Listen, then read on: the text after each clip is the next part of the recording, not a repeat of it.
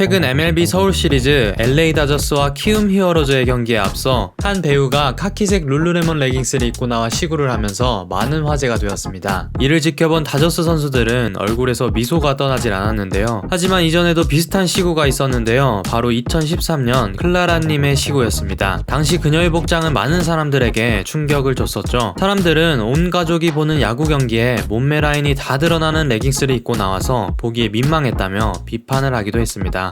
저는 좋았습니다. 그때에 비하면 지금은 분위기가 많이 바뀐 것 같은데요. 물론 인물에 대한 호감도도 영향이 있겠지만 정말 요즘은 길거리에서도 레깅스 입은 분들을 심심치 않게 볼 수 있어서 이러한 스타일은 우리들의 삶의 일부가 된 것 같습니다. 미국에서는 이미 몇 년 전부터 켄달 제너, 헤일리 비버 같은 셀럽들이 일상생활에서도 레깅스를 입고 다니는 모습을 자주 보이면서 이런 룩이 유행해 왔는데요. 그래서 많은 사람들이 일상복으로도 즐겨 입고 심지어는 회사 출근 룩으로 입기도 한답니다. 사무실 갈 때도 입어.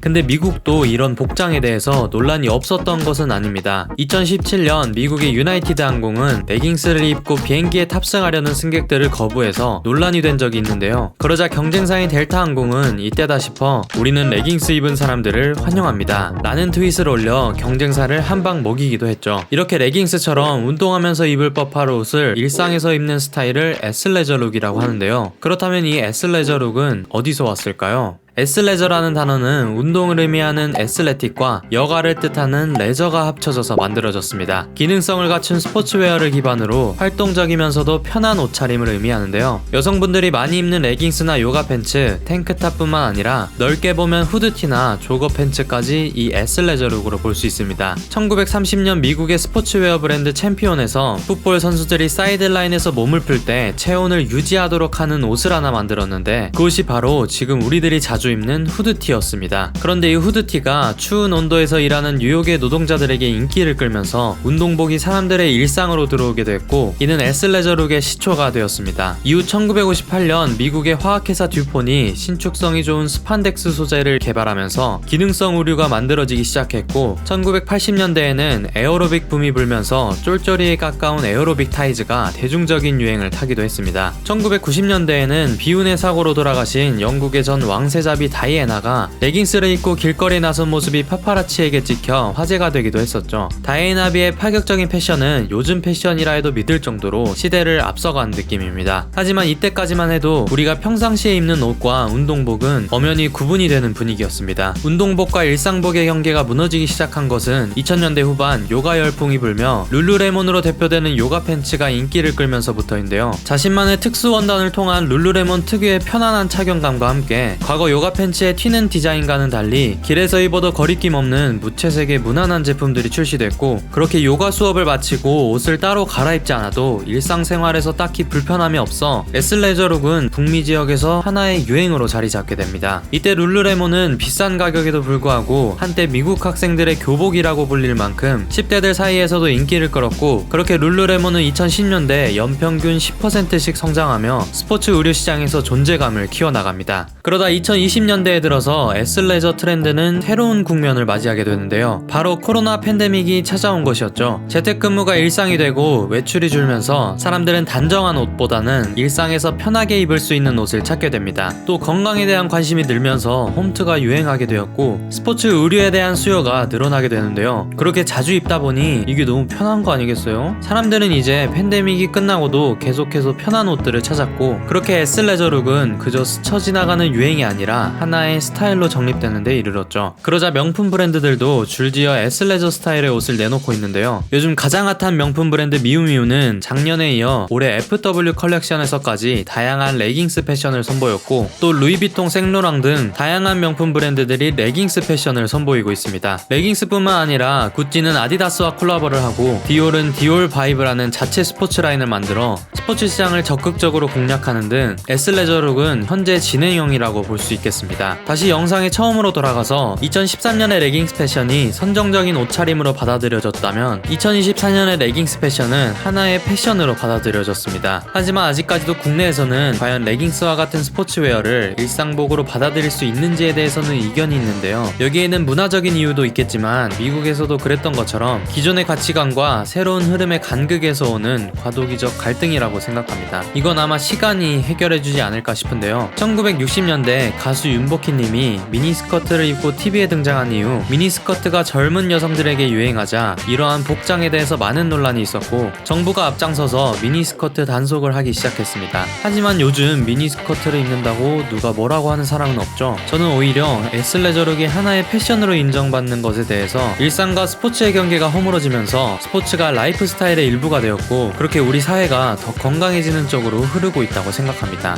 이런 흐름에 대해서 여러분들의 생각은 어떠신지 의견을 댓글로 남겨주시면 좋을 것 같습니다. 오늘 준비한 이야기는 여기까지고요. 저는 더 재미있는 스포츠 이야기로 돌아오겠습니다. 지금까지 호랭이 스포츠였습니다. 감사합니다.